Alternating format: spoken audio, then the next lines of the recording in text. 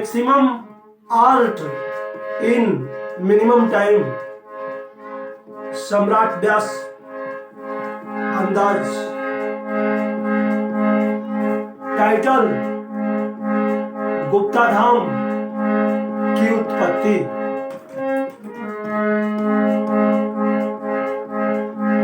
एगो बिजुका रहल। बिजुका बिजुका मतलब समझत हो ना आप लोग?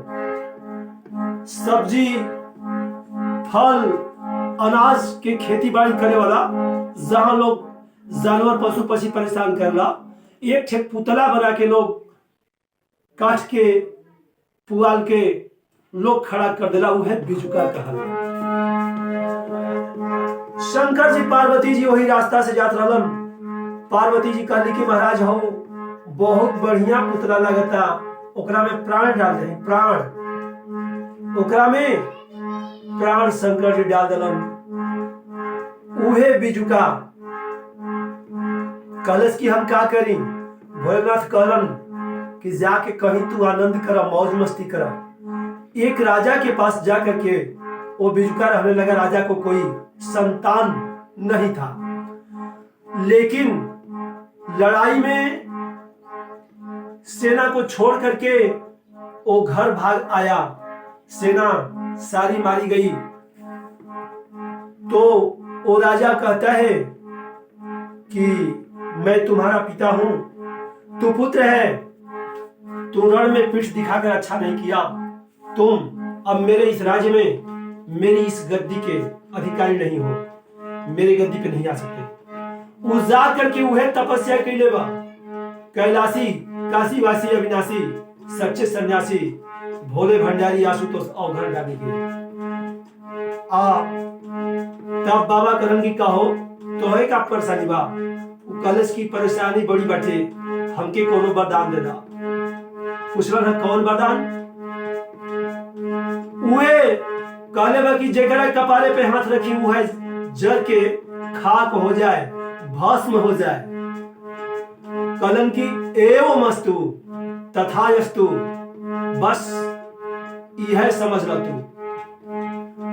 उआइल बा सबसे पहले वही राजा जी के जला के खाक कैले बा आ गद्दी पे बैठ गई बा। ओकरे बाद अब धीरे धीरे ओकर अहंकार बढ़ल बा। गुप्ता धाम के कहानी सुनी ज्ञानी,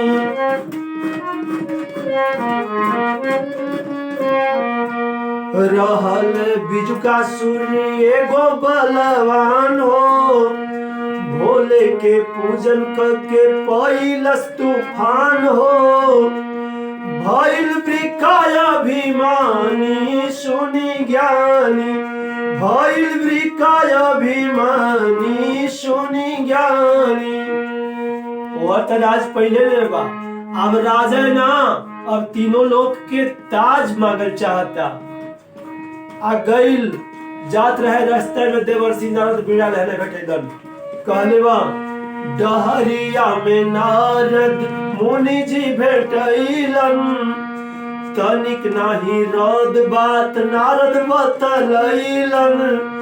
भोले होले आना कानी सुनी ज्ञानी, भोले होले आना कानी सुनी ज्ञानी।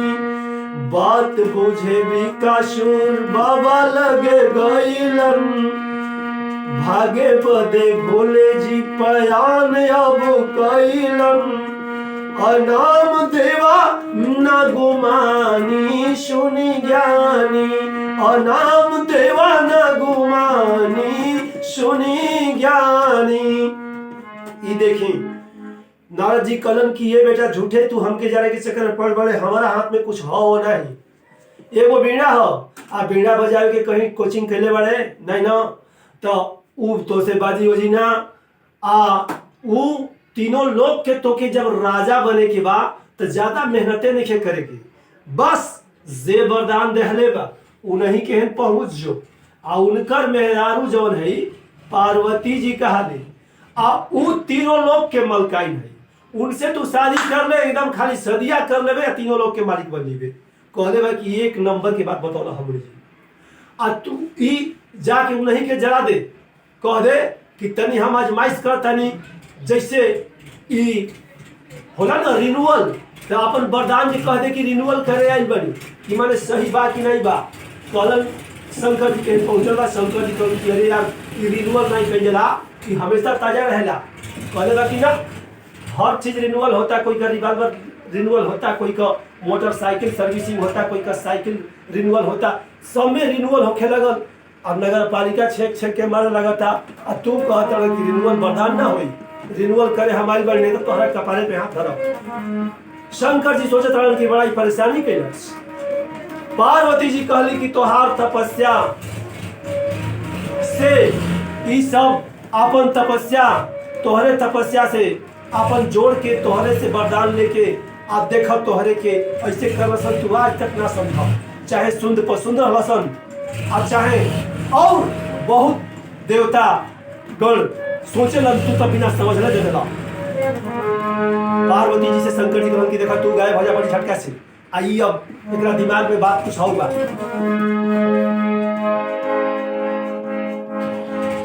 ऊ शंकर जी कहता कि रुक जाओ, हरे से बात कर। कहले बाकी ना पंजरा से, वो हरे से आए 2 गज की दूरी मास्क जरूरी। शंकर जी कहलन भस्मासुर कहले बाकी ना, ये अभी ना चली।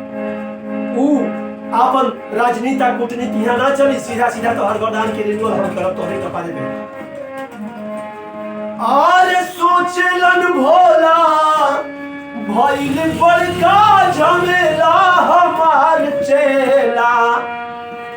बाबा कहतरन कि हम तो भागम अकेला हमार चेला, हम तो भागम अकेला हमार चेला।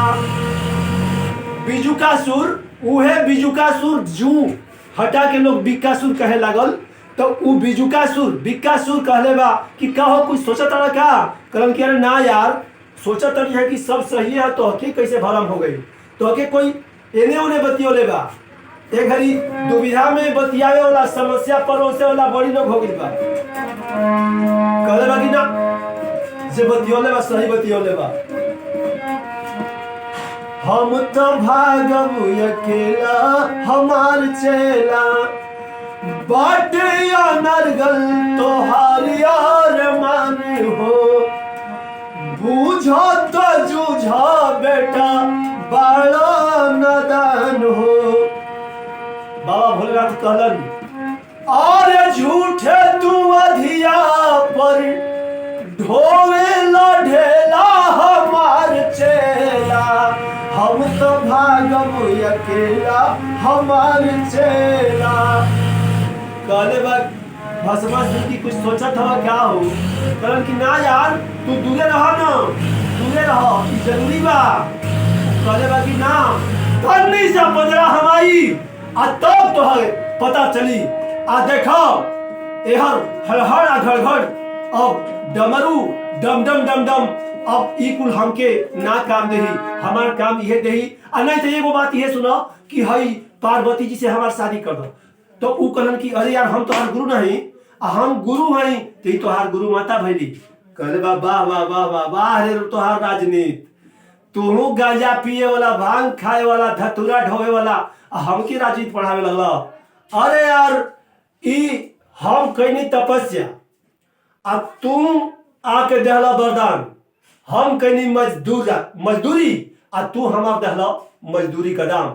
आ तब एकरा में कौन भाई यू हमार मेहनत लगल, तू दे देहला तैमा गुरु चला कहाँ बात बा, मेहनत कईनी मेहनत आना मिलल।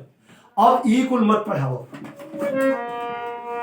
सही हो वरदान बेटा नहीं खे बेकार हो, ओढ़र दानी जाने माने शोभे संसार हो। आ होला हरामी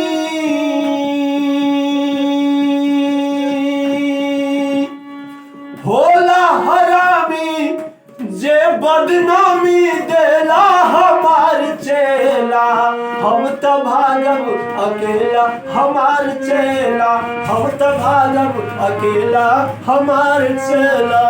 ये सोचता शंकर जी ये कई बारी कैलाश पे से लापता होके आ गए काशी में। आज जब काशी में आ गए तो यो सोचले बा कि वाह वाह यो स्पष्ट में हम बताओ तो राजेश थोड़ा याद मिलल आ वो चढ़चढ़ा के बरदान में नहीं बा पीछे पीछे वो आ गए काशी। आज जब काशी में आई बा देखले बा शंकर जी से कहले बा का हो भी कहले सुन ले जा गिला हम कहत नहीं है कुछ सोचा तड़ो कहलो कि ना यार तपस्या करे के मूड कइल आ चल रही हो यो हमार पूरी हो। कहले कि हां पहले खला कि दूरी हो आज कहतला बहन के पूरी हो तो हमके पजामा कहनी है कि कहले बा कि एगो बात हमरा सुन लो हम तो हसे कही भोले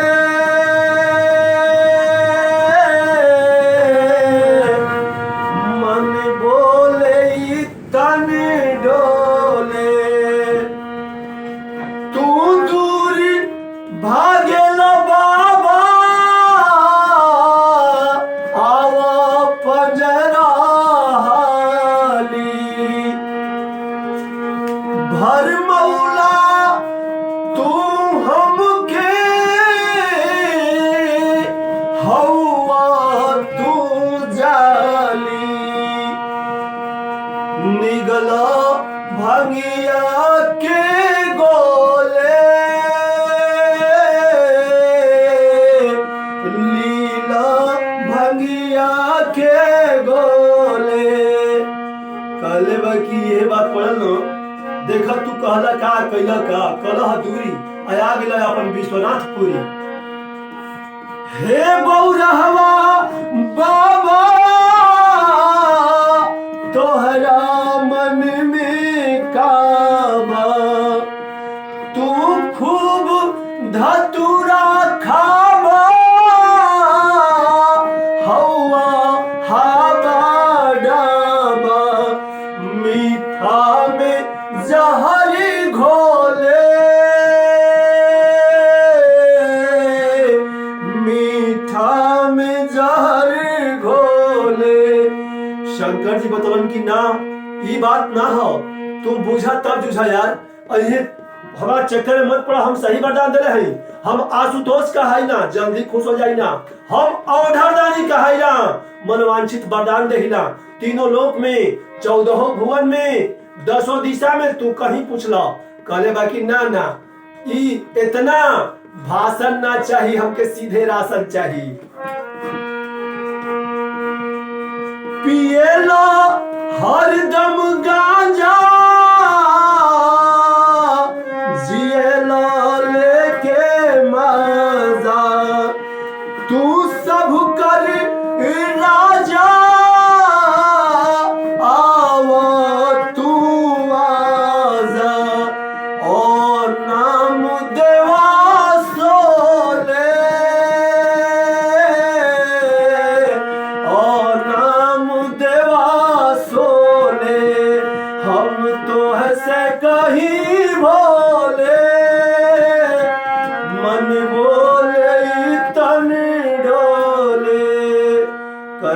का ए बाबा रुआ मन में काबा तू त्रिलोकी नाथ कहाला तीनों लोक के तू स्वामी हो हम जानत नहीं त्रिशूल तो हरे हाथ में हो तीनों लोक के मालिक तू ही हो तीनों लोग अपने हाथ में रख ले हो ते आज ऐसे हमसे काहे कपट छल प्रपंच हो रहल बा कलन की तोहरा मन में करिया समा गेल बा करिया काला आ जवन काला ब्लैक चश्मा पहन ले वाला उ हमरो के तू समझा तारा कि वही बात बा हमार अ के होला लेकिन कहले बा कि ना शंकर जी करन की जाली जरूर अब बनारस से देखी कहां आवे के तैयारी भइल बा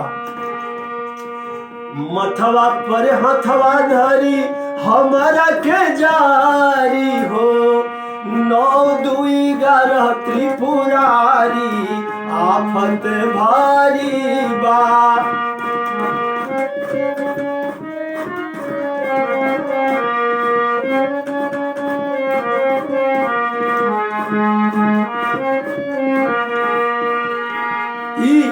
बात सब देवता लोग सब देवी लोग 33 करोड़ देवता देवी लोग देख रहे हैं कह रहे हैं कि बाहर भोलेनाथ ऐसे परेशानी सबकर परेशानी हरे वाला, हे हर पहर परेशानी हरे वाला। आज तू परेशानी में पड़ गई, तोहार परेशानी के हरी कि मथवा पहथवा धरी हमारा के जारी हो, 9 2 11 त्रिपुरारी। आफत भारी बा कैलाशी काशीवासी, हे भोले अविनाशी।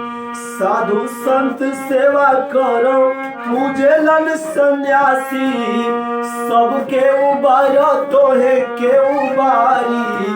आफत भारी बा काशी से काशीनाथ भागल, आ गईले भभुआ।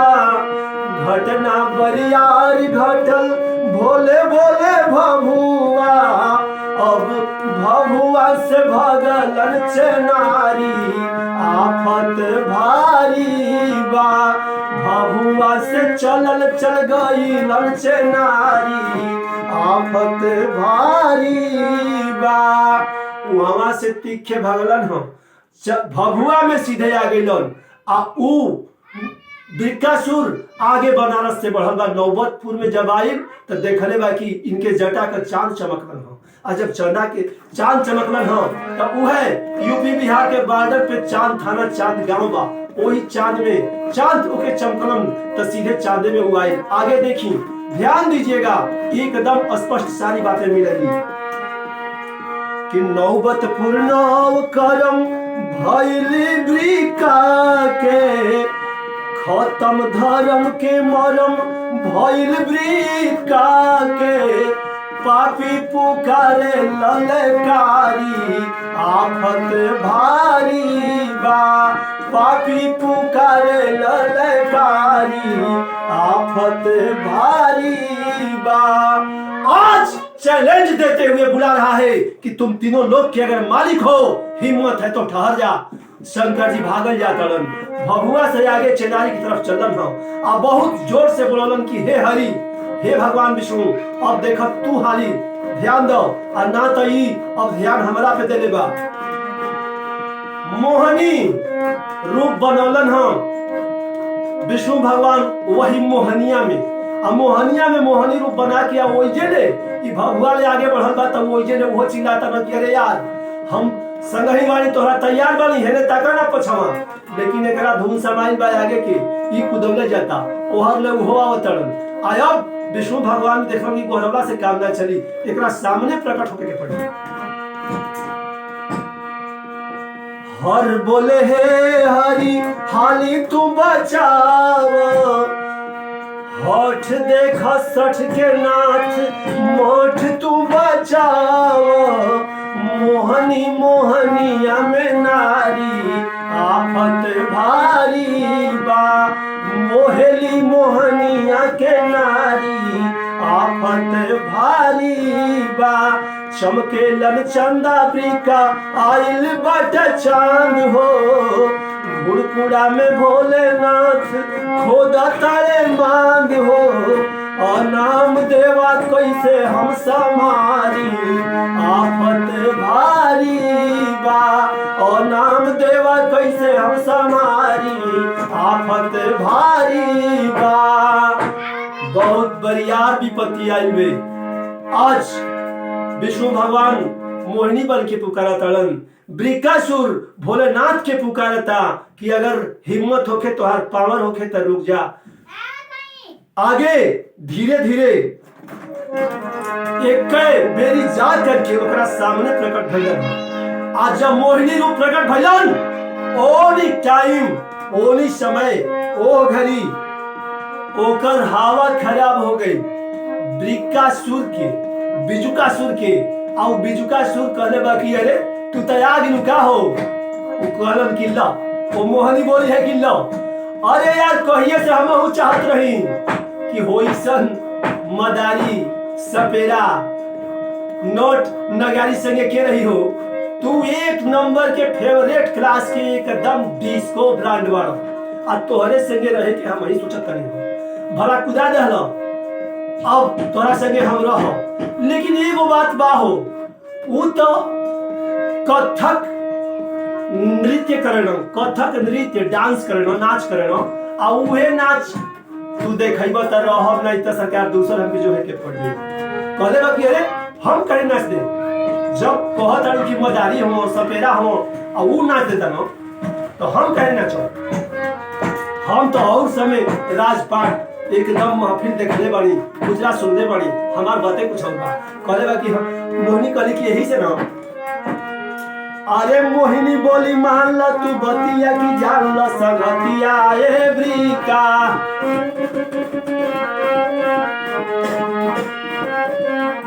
बेर बेर पुकारी हो हजार बेर गोहारीला,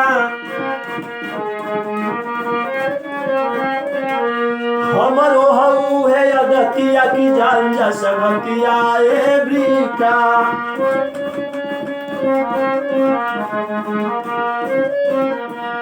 कहलन कि कथक नृत्य देखावेलन हो। मोहिनी कहली कि एक हाथ कमर पे रखेलन, एक हाथ कपार पे, उहे कथक करनो। तुहू एगो हाथ कपार पे रखब आ एगो कमर पे क के डांस देखा देब राजा, आ तब तो आ जाई न मजा। आदत जब तोहार बा दूसरा के मेहरारू सुंदर देख के तू दौड़ जाला, हमरो उहे आदत था, दूसरा का मर्द बढ़िया देख के हम दौड़ जाई ना। ऐसे नाच दिखावे के पड़ी। अरे माथे ऊपर हाथ धके नाच तू देखाव, जर गइलन मिलन महुअतिया की जान जा संगतिया एवरीका।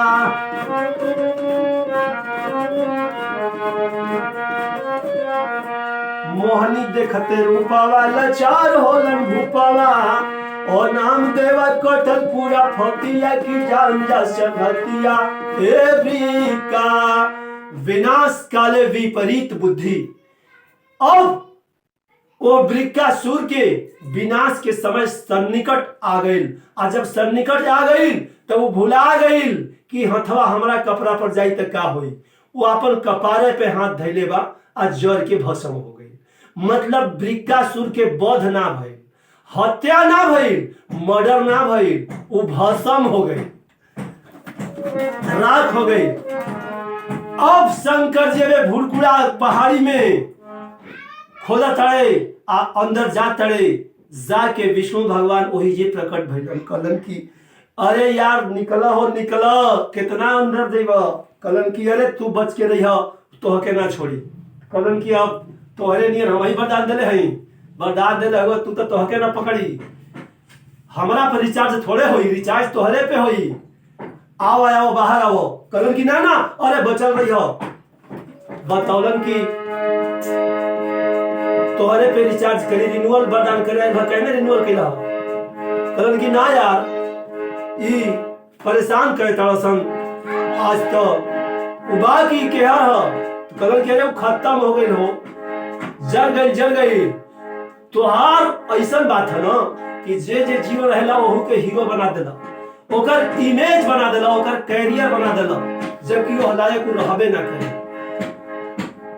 आखिर वो कहलन की ठीक बा आवतनी बताइह होई तो देखी है यार। तो कहलन की ना ना निकला, एकदम निर्भय होके निकला। शंकर जी अंदर से बाहर निकलन। कहलन की तब कैसे उजरल हा, वो तो तनको नहीं माने वाला रहा। कहलन की ना मानी ना, तो से ना मानी, माने वाला से मानी, मनाए वाला से ना मानी। ऊ नाच देखला, सब मोहिनी बन के ओके नाच देखावे के पड़ल। तो कौन रूपवा रहे? कहलन की अब के रूपवा क्या देखबो? कहलन की ना ना रूपवा देखा द। रूपवा देखौलन, आ रूपवा देखौलन तो शंकर जी के भी वीर्य तेज छलक पड़ल। कहलन की तो बड़ा गड़बड़ भइल। अरे हवस के अगिनिया हरावे खंगार के, खूब गार के छोड़ी तोहके निथार के, खूब गार के।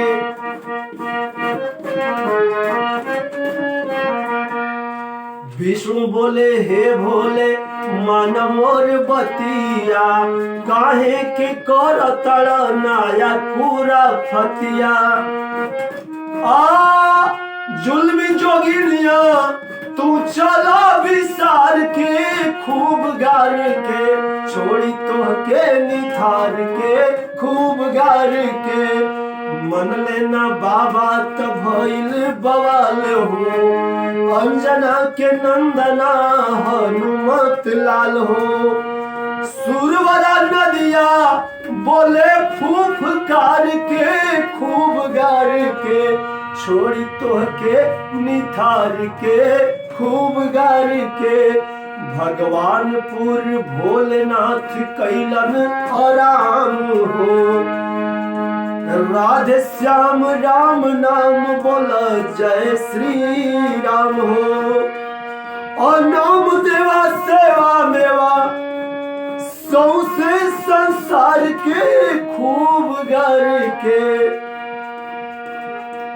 राधे श्याम सीता राम बोल राम राम हो।